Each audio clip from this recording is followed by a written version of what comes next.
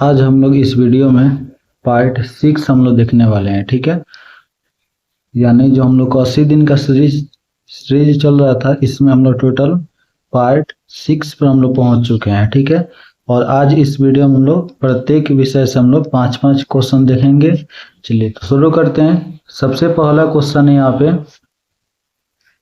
हड़प्पा सभ्यता में प्राप्त अवतल चक्की। ठीक है, अवतल चक्की क्या होता है? तो आप ऐसे समझिए कि अनाज पीसने वाला। ठीक है, यानी हड़प्पा सभ्यता से जो अवतल चक्की प्राप्त हुआ था, यानी अनाज पीसने वाला जो होता है अवतल चक्की, उस पर किस पुरातत्वविद ने प्रकाश डाला है? ठीक है, यानी हड़प्पा सभ्यता में जो अवतल चक्की प्राप्त हुआ था, उस पर किस पुरातत्वविद ने प्रकाश डाला है? प्रकाश डाला यानी उसका वर्णन किया है, यानी उसकी विशेषता का जो वर्णन किया। तो किसने? याद रखिएगा, अर्नेस्ट मैके ने। किसने? अर्नेस्ट मैके। ऑप्शन नंबर बी जो वह इसका राइट आंसर हो जाएगा कि हड़प्पा सभ्यता में प्राप्त अवतल चक्की पर किस पुरातत्वविद ने प्रकाश डाला है? तो अर्नेस्ट मैके। किसने? अर्नेस्ट मैके। तो पहला का अर्नेस्ट मैके हो जाएगा। दूसरा नंबर क्वेश्चन है कि चार्ल्स मैसन ने 1826 में सर्वप्रथम किस टीले का उल्लेख किया था? तो याद रखिएगा कि चार्ल्स मैसन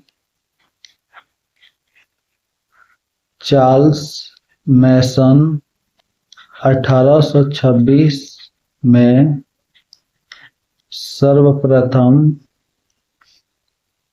हड़प्पा, किसका? हड़प्पा। ठीक है, हड़प्पा सभ्यता की जो टीला है, इसका उल्लेख किए थे। ठीक है, तो यहाँ पे किस टीले का उल्लेख किया था? तो याद रखिएगा हड़प्पा। ठीक है, हड़प्पा जो है वो हड़प्पा टीले का उल्लेख किया था। अच्छा, एक और क्वेश्चन पूछ दिया कि कब किए थे, यानी चार्ल्स मैसन ने हड़प्पा टीले का सर्वप्रथम उल्लेख जो है वो कब किए थे? तो 1826 में। कब किए थे? 1826 में किए थे। 3 नंबर क्वेश्चन है कि हड़प्पाई मुहर पर कनिंघम ने रिपोर्ट कब दिया था? ठीक है, तो 1875 में। कब? 1875 में। ठीक है, तो आज हम लोग 3 क्वेश्चन देखे। सबसे पहले बताएं कि अवतल चक्की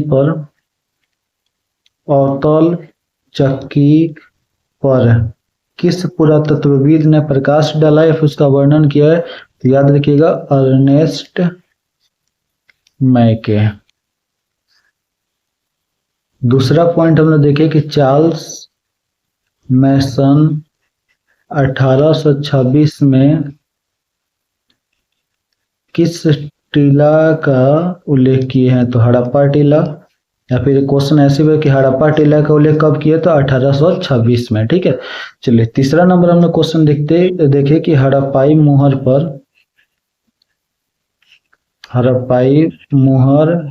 पर कनिंघम का रिपोर्ट कब आया? तो 1875। तो 1875, 1826, अर्नेस्ट मैके। चौथा नंबर क्वेश्चन है 1944 में। कब? 1944 में। 1944 में भारतीय पुरातात्विक सर्वेक्षण के डायरेक्टर कौन बने? अच्छा, आपसे अगर पूछे कि भारतीय पुरातात्विक सर्वेक्षण के पिता या प्रथम डायरेक्टर कौन? तो अलेक्जेंडर कनिंघम।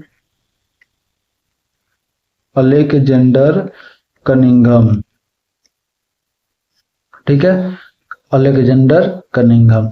अब क्वेश्चन पूछेगा कि इसके बाद जो है ना 1902 में। कब? 1902 में जॉन मार्शल बने थे। कौन बने थे? John Marshall. तो अलेक्जेंडर कनिंघम कब बने थे? तो 1853 में बने थे। थोड़ा सा मतलब याद रखिएगा एक्स्ट्रा के लिए कि अलेक्जेंडर कनिंघम जो है वह भारतीय पुरातात्विक सर्वेक्षण के डायरेक्टर कब बने थे? 1853 में। जॉन मार्शल कब बने थे? 1902 में। ठीक है, और अगर पूछेगा कि 1944 में कौन बने थे? तो 1944 में जो एम व्हीलर थे। ठीक है ना, कौन थे? एम व्हीलर जो है वो 1944 में जो है वो भारतीय पुरातात्विक सर्वेक्षण के डायरेक्टर बने थे। ठीक है, तो चौथा नंबर क्वेश्चन यहाँ पे एम व्हीलर, यानी पूरा नाम था, शॉर्ट में दिया है कि REM wheeler. Option number B. उसके बाद से आगे बढ़ते हम लोग 5वां नंबर क्वेश्चन देखते हैं 5 नंबर क्वेश्चन में कि मेसोपोटामिया के लेख में किसे नाविकों का देश कहा गया है, ठीक है। तो मेसोपोटामिया के लेख में जो नाविकों का जो देश है वो मेलुहा को कहा गया। किसको कहा गया? मेलुहा का। ऑप्शन नंबर सी जो राइट आंसर हो जाएगा, ठीक है। अब हम लोग देखते हैं हिंदी का 5 क्वेश्चन हम लोग समझते हैं। यहाँ पे कहा कि जर्मन पलटन को किसने मार गिराया, ठीक है। तो जर्मन पलटन को किसने मार गिराया? तो लहना सिंह। किसने? लहना सिंह, ठीक है। मतलब जर्मन पलटन कहने का मतलब जो नकली था ना पलटन, उसको उसकी बातचीत किया जा रहा है। तो क्या हो जाएगा? लहना सिंह, ठीक है। तो ऑप्शन नंबर सी जो वह राइट आंसर हो जाएगा, लहना सिंह। दूसरा नंबर क्वेश्चन देखते हैं कि बिना फेरे घोड़ा बिगड़ता है और बिना लड़े सिपाही। तो बिना फेरे घोड़ा बिगड़ता है और बिना लड़े सिपाही, यह पंक्ति किस पाठ से है, ठीक है। तो याद रखिएगा, उसने कहा था। किस पाठ से? उसने कहा था। इसका लेखक कौन है? तो चंद्रधर शर्मा गुलेरी। लेखक कौन है? चंद्रधर शर्मा गुलेरी। और उसके बाद उसने कहा था विद्या कौन सी है? तब आप कहिएगा कहानी है। कौन सी विद्या है? तो कहानी है, ठीक है। इसको याद रखिएगा पूरा। ये क्लियर हो गया होगा। तीसरा नंबर क्वेश्चन है कि चंद्रधर शर्मा गुलेरी की कौन सी कहानी उनकी अमर रचना है। एक और चीज आप याद रखिएगा,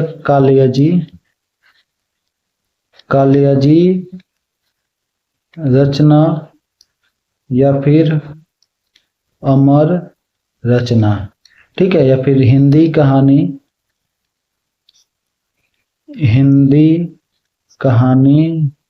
के विकास में मील का पत्थर, ठीक है।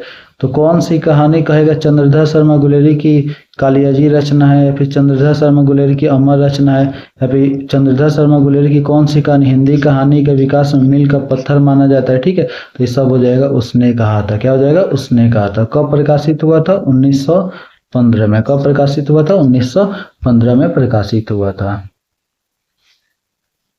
चौथा नंबर क्वेश्चन देखिए, कौन सी कहानी हिंदी कहानी के विकास में मील का पत्थर मानी जाती है? आपको बताए थे उसने कहा था। एक और चीज याद रखिएगा कि उसने कहा था कहानी पर विमल राय। कौन? विमल राय ने फिल्म बनाई है। तो क्वेश्चन पूछेगा उसने कहा था कहानी पर किस फिल्मकार ने फिल्म बनाई है? तो विमल राय। किसने? विमल राय, ठीक है। चलिए आगे बढ़ते हैं। 5वां नंबर क्वेश्चन देखिए, वही क्वेश्चन है कि उसने कहा था कहानी पर किस फिल्मकार ने फिल्म भी बनाई है? तो विमल राय। किसने बनाई है? विमल राय, ठीक है। चलिए आगे बढ़ते हैं। अब हम लोग हिंदी जो है वो क्लियर कर लिए 5 क्वेश्चन आज का। भूगोल का हम लोग 5 क्वेश्चन देखते हैं। सबसे पहला क्वेश्चन आज का कि निम्नलिखित में से कौन प्रतिकर्ष कारक नहीं? आपको बताए थे, कल भी हम समझाए थे, कल का वीडियो में आप देखिएगा कि इसमें बताए थे एक अपकर्ष कारक, दूसरा आपको बताए थे क्या? प्रतिकर्ष कारक। तो अपकर्ष कारक में बताए थे कि जो किसी को दूसरे क्षेत्र में आने जाने के लिए क्या करता है? आकर्षित करता है, मतलब उसको लालच देता है, आकर्षित करता है। प्रतिकर्ष में क्या बताए थे? तो जो दूसरे क्षेत्र में किसी को जाने के लिए परेशान करता है, ठीक है। तो प्रतिकर्ष हो जाएगा। जैसे मान लेते हैं बेरोजगारी मतलब होता है कि जहाँ पे रोजगार नहीं है, ठीक है ना। रोजगार, जहाँ पर रोजगार नहीं है। तो अब मान लेते हैं कि जहाँ पे रोजगार नहीं है तो वहां पे लोग आकर्षित होंगे कि परेशान होंगे। तो परेशान होंगे तो प्रतिकर्ष कारक यह हो जाएगा। उसके बाद से जल अभाव। अब बताइए कि जहाँ पे जल अभाव रहेगा, यानी जल अभाव कहने का मतलब है कि जल की कमी, यानी जहाँ पे जल की कमी रहेगी तो लोग तो वहां पे जाने के लिए आकर्षित थोड़ी ना होंगे। वहां से लोग जब परेशान हो जाएंगे, क्या हो जाएंगे? परेशान हो जाएंगे वहां पे, ठीक है। तो परेशान हो जाएंगे तो प्रतिकर्ष से भी है। अब है सामाजिक आर्थिक पिछड़ापन। तो अब मान लेते कि समाज में अगर रुपया पैसा आर्थिक के चलते अगर पिछड़ापन है किसी क्षेत्र में, अगर ऑलरेडी जो लोग हैं मतलब पिछड़े हुए हैं। कैसे? पिछड़े हुए हैं। यानी वह कह सकते कमजोर है, पिछड़े हुए हैं, लोग वहां पे रहने के लिए थोड़े ना जाएंगे। तो ये तो प्रतिकर्ष हो जाएगा, परेशान करने वाला। अब है यहाँ पे गृह प्रेम। क्या है? गृह प्रेम। तो देखो क्या होता है कि जब किसी को घर की याद होती है, परिवार की याद आती है, ठीक है, परिवार की याद आती है, तो लोग तरसता है कि मतलब काश हम घर चले जाते हैं, ठीक है। तो काश हम घर चले जाते हैं, यानी लोग वहां से क्या हुआ? आकर्षित हुआ। तो आकर्षित हुआ तो ये क्या हो जाएगा? अपकर्ष कारक। यानी हम लोग कह सकते हैं कि जो गृह प्रेम है वह प्रतिकर्ष नहीं है, अर्थात यह अपकर्ष। Option number D. आगे निम्नलिखित में से कौन सा मानव प्रवास का एक प्रतिकर्ष कारक नहीं है? देखो अब फिर वहां पे प्रतिकर्ष पूछ रहा है, यानी परेशान करने वाला नहीं है, परेशान वाला नहीं है, ठीक है ना। जो आकर्षित करता है, तो जल अभाव परेशान करेगा, बेरोजगारी परेशान करेगा, चिकित्सक चिकित्सा या शैक्षणिक सुविधाएं। अब मान लेते कि जहाँ पे चिकित्सा सुविधाएं हैं या फिर पढ़ने लिखने की सुविधा है, तो लोग वहां से परेशान थोड़ी होंगे, लोग वहां पे आकर्षित होंगे। क्या होंगे? आकर्षित होंगे। तो आकर्षित होंगे तो क्या हो जाएगा? अपकर्ष कारक हो जाएगा। क्या हो जाएगा? अपकर्ष कारक, ठीक है, अर्थात यह प्रतिकर्ष नहीं है। निम्नलिखित में से किस नगरीय समूह में प्रवासी जनसंख्या? देखो प्रवासी जनसंख्या, प्रवासी किसे कहते हैं? तो जो व्यक्ति एक क्षेत्र को छोड़कर, एक क्षेत्र को छोड़कर, जो व्यक्ति एक क्षेत्र को छोड़कर दूसरे क्षेत्र में चला जाता है, दूसरे क्षेत्र में चला जाता है, तो उसे हम लोग क्या कहते हैं? प्रवासी कहते हैं। क्या कहते हैं? प्रवासी कहते हैं, ठीक है। तो बताइए कि सबसे अधिक जो लोग हैं वह कहाँ जाते हैं? तो आपको पता होगा कि सबसे अधिक जो लोग हैं वो मुंबई शहर में जाते हैं काम वगैरह करने के लिए, फिर रहने के लिए। कहाँ? मुंबई, ठीक है।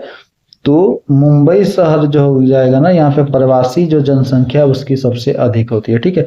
अगर राज्य कहा था ना, राज्य, तब आपका महाराष्ट्र हो जाता है। क्या हो जाता है? महाराष्ट्र, क्योंकि महाराष्ट्र राज्य है और इसकी राजधानी क्या है? मुंबई है, ठीक है। तो राज्य कहा था तो महाराष्ट्र, अगर शहर पूछ रहे तो मुंबई, ठीक है। और कहाँ से सबसे अधिक लोग जाते हैं? कहाँ से, ठीक है, तब आप कहिएगा उत्तर प्रदेश। कहाँ से? उत्तर प्रदेश से, ठीक है। तो इसको हम उत्प्रवासी कहते हैं। चलिए चौथा नंबर क्वेश्चन देखिएगा।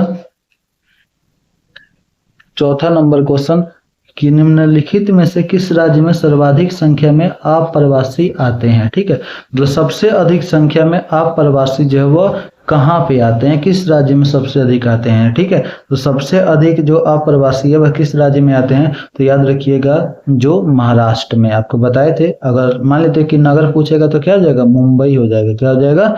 मुंबई हो जाएगा, ठीक है। पांचवा नंबर क्वेश्चन देखिएगा। निम्नलिखित में से किस राज्य से उत्प्रवासी, उत्प्रवासी होते हैं कि जहां से लोग जाते हैं, ठीक है, जहां से लोग जाते हैं, ठीक है, तो जहां से लोग जाते हैं। तो ये चार राज्य है, इस चारों राज्य में सबसे अधिक लोग जब कहाँ से जाते हैं? तो याद रखिएगा सबसे अधिक जनसंख्या कहाँ है? उत्तर प्रदेश में। तो सबसे अधिक लोग यहीं से न जाते होंगे, ठीक है। तो ये आपका ऑप्शन नंबर बी हो जाएगा। चलिए उसके बाद हम लोग पॉलिटिकल साइंस के कुछ पॉइंट हम लोग पहले समझते फिर हम लोग देखेंगे। देखिए कल हम आपको क्या बताए थे कि संविधान सभा की बैठक, तो जो प्रथम बैठक था, प्रथम बैठक, फिर उसके बाद से बताए थे आपको द्वितीय बैठक। रुकिए एक मिनट,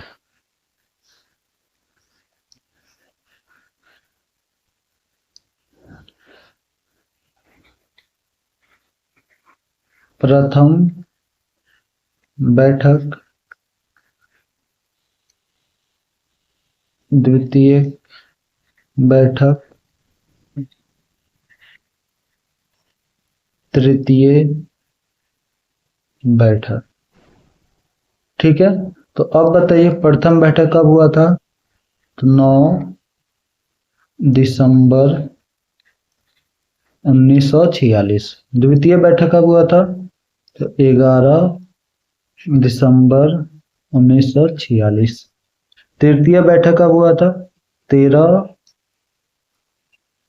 दिसंबर 1946। ठीक है। अच्छा, अब आते हैं एक चीज और, आप अब आगे समझिएगा कि जब पृथक बैठक हुआ था ना, तो इस दौरान जो अध्यक्षता है वह डॉक्टर सच्चिदानंद सिन्हा किए थे। किसने किया था? सच्चिदा सच्चिदानंद सिन्हा। तो क्वेश्चन पूछेगा कि प्रथम बैठक की अध्यक्षता किसने किया था? सच्चिदानंद सिन्हा। तब क्या है? तब कहिएगा कि संविधान सभा की बैठक। ठीक है।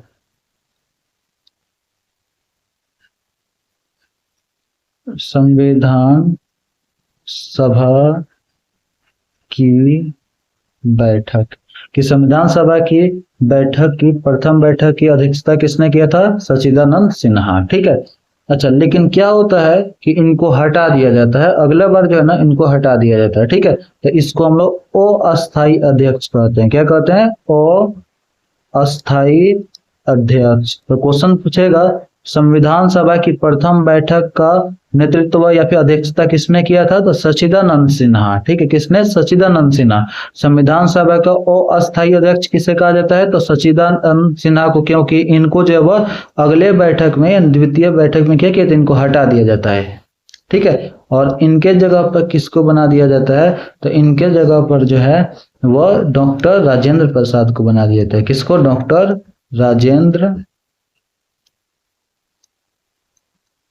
डॉक्टर राजेंद्र प्रसाद को बना दिया जाता है। ठीक है। अब यही जो डॉक्टर राजेंद्र प्रसाद होते हैं वो हमेशा के लिए रह जाते हैं अध्यक्ष। ठीक है। तो इनको अस्थाई कहा जाता है। क्या कहा जाता है?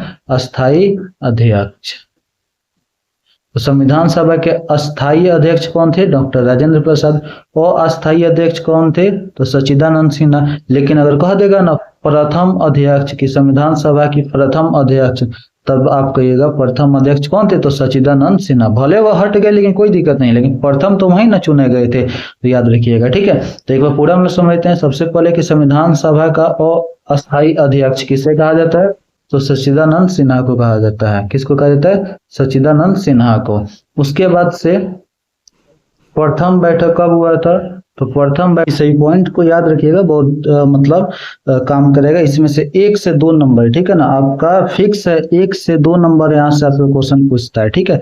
चलिए आगे देखते हैं। तृतीय बैठक के दौरान अध्यक्ष तो ये अस्थाई रह गए थे द्वितीय में, तो तृतीय में भी तो यही होंगे ना, यानी राजेंद्र प्रसाद। लेकिन इसमें क्या हुआ था कि पंडित जवाहरलाल नेहरू द्वारा, किसके द्वारा? पंडित जवाहरलाल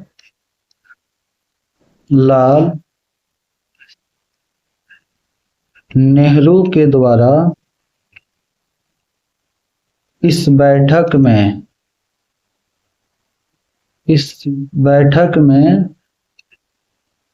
उद्देश्य प्रस्ताव पेश किया गया। ठीक है। चलिए अब हम लोग क्वेश्चन, एक एक क्वेश्चन हम लोग पूरा हम लोग समझते हैं, इसको क्लियर करते हैं अब एक एक क्वेश्चन। ठीक है। चलिए तो सबसे पहले अगर क्वेश्चन पूछेगा कि संविधान सभा का अस्थायी अध्यक्ष किसे चुना गया था? तो सच्चिदानंद सिन्हा। ठीक है। तो सबसे पहले इसका कहानी क्या है? तो संविधान सभा के 3 बैठक हुआ था, प्रथम, द्वितीयक और तृतीयक, यानी पहला, दूसरा, तीसरा। पहला कब हुआ था? तो 9 दिसंबर 1946। दूसरा कब हुआ था? 11 दिसंबर 1946। तीसरा कब हुआ था? 13 दिसंबर 1946। अब देखिए, अब जो प्रथम बैठक हुआ था उस दौरान अध्यक्ष कौन बने? तो सच्चिदानंद सिन्हा। लेकिन इनको हटा दिया जाता है, तो अस्थायी, तो प्रथम अध्यक्ष कौन कहलाएंगे? सच्चिदानंद सिन्हा। उसके बाद 19 दिसंबर को, 11 दिसंबर को जब डॉक्टर राजेंद्र प्रसाद को अस्थायी अध्यक्ष बनाया जाता है, वो वहीं रह जाते हैं। तो फिर तीसरा बैठक होता है, और इस बैठक में पंडित जवाहरलाल नेहरू के द्वारा जो है वह उद्देश्य प्रस्ताव पेश किया जाता है। ठीक है। तो क्वेश्चन पूछेगा उद्देश्य प्रस्ताव किसने पेश किया था? तो पंडित जवाहरलाल नेहरू। किसने? पंडित जवाहरलाल नेहरू ने। ठीक है। चलिए अब यहाँ से हम देखते हैं कि संविधान सभा का अस्थायी अध्यक्ष किसे चुना गया था। तो जो संविधान सभा का अस्थायी अध्यक्ष थे वह कौन थे? तो सच्चिदानंद सिन्हा। अगर कहेगा कि प्रथम अध्यक्ष कौन थे, संविधान सभा का प्रथम अध्यक्ष कौन थे, तभी आप कहिएगा सच्चिदानंद सिन्हा, ऑप्शन नंबर डी हो जाएगा। ठीक है। आगे देखिएगा दूसरा नंबर क्वेश्चन कि संविधान सभा का प्रथम अध्यक्ष कौन थे? तो सच्चिदानंद सिन्हा, ऑप्शन नंबर बी हो जाएगा। चलिए तीसरा नंबर क्वेश्चन देखते हैं कि संविधान सभा का अस्थायी अध्यक्ष, अच्छा आपको बताए थे अस्थायी, यानी उनको हटा दिया गया, तो सच्चिदानंद सिन्हा। यहाँ पे देखिए, यहाँ पे क्या कर रहा है कि अस्थाई, क्या कर रहा है, अस्थाई, यानी जो हमेशा रह गए, तो हमेशा कौन रह गए, राजेंद्र प्रसाद, ठीक है। ये दूसरा थे, ठीक है, दूसरा अध्यक्ष, लेकिन यह अस्थाई रह गया। अस्थाई कहेगा, अस्थाई, तो अस्थाई कौन थे, तो सच्चिदानंद सिन्हा, कौन थे, सच्चिदानंद सिन्हा, सच्चिदानंद सिन्हा थे, ठीक है। चलिए उसके बाद से चौथा नंबर क्वेश्चन देखते हैं कि संविधान सभा में उद्देश्य प्रस्ताव पेश किया था, यानी तीसरा बैठक के दौरान आपको बताए हैं, तीसरा बैठक, तो तीसरा बैठक कब हुआ था, तो 13 दिसंबर 1946। तो तीसरा बैठक कब हुआ था, 13 दिसंबर 1946। उद्देश्य प्रस्ताव किसने पेश किया था, तो पंडित जवाहर लाल नेहरू, ठीक है। तो ऑप्शन क्या हो जाएगा, Pandit Jawaharlal Nehru, option number B जो है राइट आंसर हो जाएगा। चलिए पांचवा नंबर क्वेश्चन देखते हैं कि भारतीय संविधान की प्रारूप समिति के अध्यक्ष कौन थे। तो याद रखिए कि भारतीय संविधान की प्रारूप समिति के अध्यक्ष जो थे वह आपका कौन थे, तो भीमराव अंबेडकर थे, ऑप्शन नंबर डी, ठीक है। चलिए भीमराव अंबेडकर को जो है वह भारतीय संविधान का, ये भी याद रखिएगा, भारतीय संविधान का पिता कहा जाता है, ठीक है। भारतीय संविधान का पिता किसे कहा जाता है, भीमराव अंबेडकर को।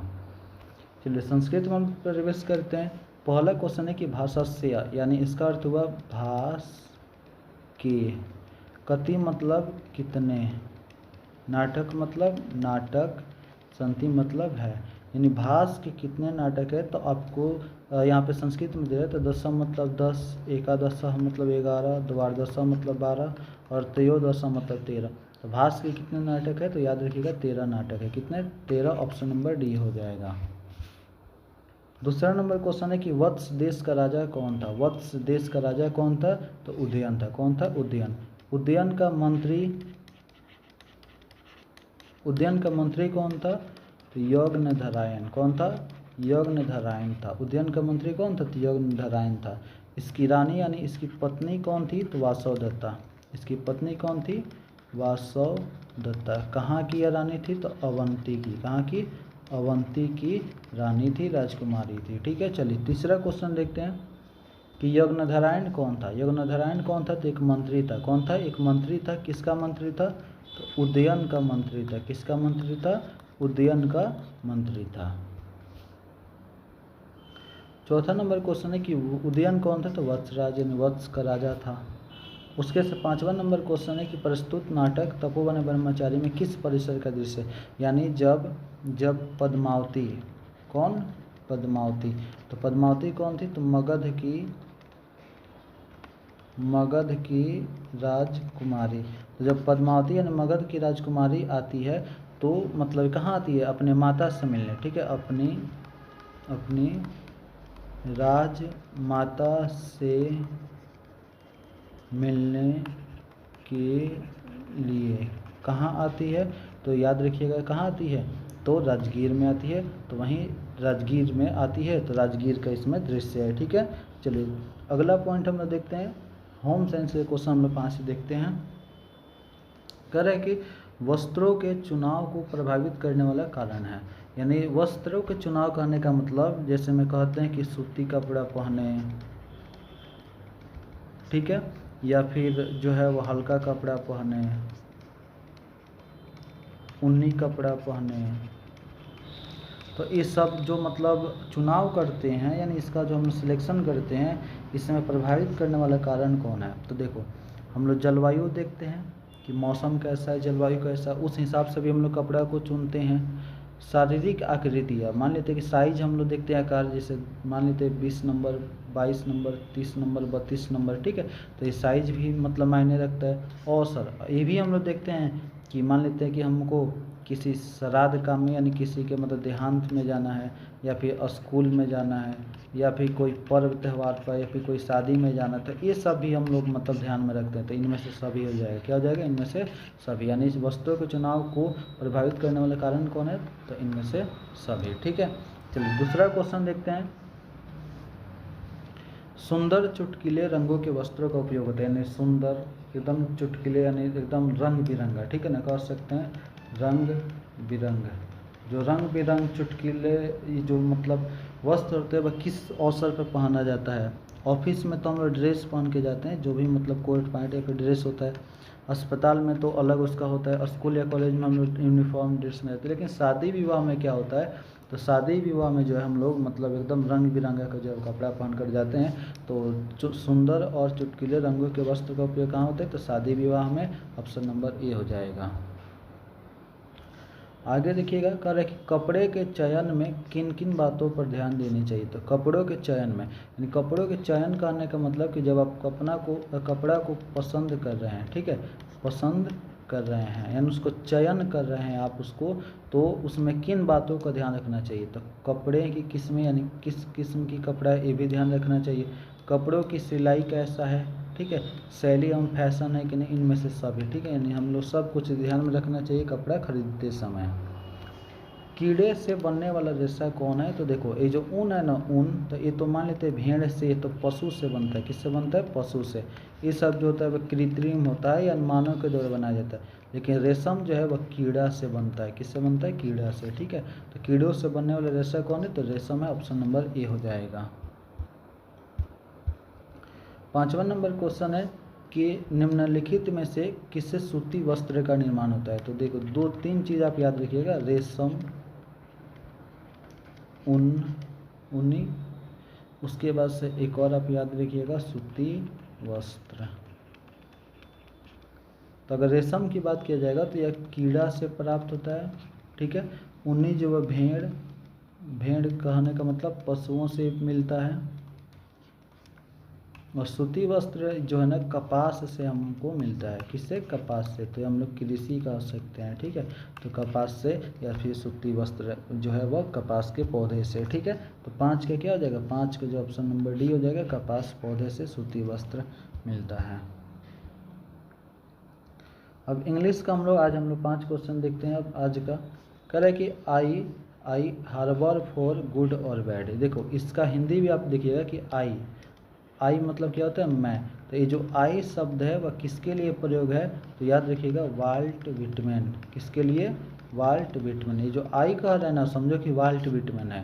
ये वाल्ट विटमैन कौन है, तो सॉन्ग ऑफ माई सेल्फ का पोएट है। यानी पोएट मतलब क्या, कवि है, ठीक है। तो आई हर्बर फॉर गुड और बैड, यानी आई मतलब मैं, हर्बर मतलब विश्वास करता हूँ, मैं विश्वास रखता हूँ या करता हूँ किसमें, तो गुड और बैड यानी अच्छाई और बुराई में, ठीक है। तो क्वेश्चन पूछेगा कि वाल्ट विटमैन जो है वह किसमें जो है वह हर्बर करते हैं, विश्वास रखते हैं, यकीन रखते हैं, तो गुड और बैड में, ठीक है। तो ये जो है ना, if I permit to speak at every hazard, और मैं अपने आप को जो है वह सभी खतरों पर जो है वह क्या करता हूँ, बोलने की जो है वह स्वीकृति देता हूँ। हु सेज दिस, यानी यह किसने कहा था, तो यह किसने कहा था, तो वाल्ट विटमैन। किसने कहा था, वाल्ट विटमैन। या फिर लाइन कहाँ से लिया गया, तो सॉन्ग ऑफ माई सेल्फ से। देखिए द पोएट बिलीव्स, यानी कवि यकीन करते हैं या फिर विश्वास करते हैं, इन गुड मतलब अच्छाई या डैश में। तो आपको बताएं गुड और बैड, यानी कवि जो है वह किस में जो यकीन करते हैं, तो अच्छाई और बुराई में, यानी यहाँ पे क्या हो जाएगा, तो बैड हो जाएगा। ऑप्शन नंबर बी जो है इसका राइट आंसर हो जाएगा। The speaker's blood is made of soil and dash of America, ठीक है। यानी कह रहे कि स्पीकर का जो मतलब ब्लड है यानी खून है, ठीक है। स्पीकर्स स्टॉपिस से इसको पढ़ेंगे, वक्ता कहने का मतलब क्या, कवि। तो कवि का ब्लड यानी रक्त, खून, ब्लड, ठीक है। ब्लड जो है वह बना है, ठीक है। किससे मिलकर बना है, तो एक याद रखिएगा, सबसे पहले सोल से। किससे, सोल से। और दूसरा जो बना है वो आपका एयर से। तो सोल मतलब होता है आपका मिट्टी, क्या होता है, मिट्टी। और एयर मतलब होता है हवा, ठीक है। तो जो स्पीकर है, अब स्पीकर कौन है, तो वाल्ट विटमैन। कौन है, Walt Whitman song of myself का, ठीक है। तो यहाँ पे वाल्ट विटमैन का जो ब्लड है वह किससे बना है, तो सोल यानी मिट्टी और डैश ऑफ अमेरिका यानी अमेरिका के किससे, तो आपको ये हवा से यानी एयर हो जाएगा, ठीक है। तो 3 का जो क्या हो जाएगा, 3 का ऑप्शन नंबर डी जो है उसका राइट आंसर हो जाएगा एयर। चौथा नंबर क्वेश्चन है hoping to cease not till death is a line from, यानी मतलब मैं आशा करता हूँ कि ये मृत्यु तक ऐसे ही रहे, यह लाइन कहाँ से लिया गया, तो सॉन्ग ऑफ माई सेल्फ कौन कहते हैं, कौन आशा करते हैं, यानी यहाँ पे पूछे कि कौन आशा करते हैं, तब कहिएगा वाल्ट विटमैन, वाल्ट विटमैन। चलिए आगे देखते हैं 5वां नंबर पॉइंट का हम लोग चलते हैं। Who is the speaker in this poem in the poem song of my self, in song of my self में जो स्पीकर वह कौन है, तो द पोएट हिमसेल्फ यानी कवि स्वयं है, ठीक है ना, यानी खुद है, वह दूसरे के ऊपर ये नहीं लिखते हैं, वह खुद जो है वह करते हैं, ठीक है। तो आज हम लोग पार्ट 6 को कंप्लीट कर लिए, आगे हम लोग कल फिर इस वीडियो में मिलेंगे।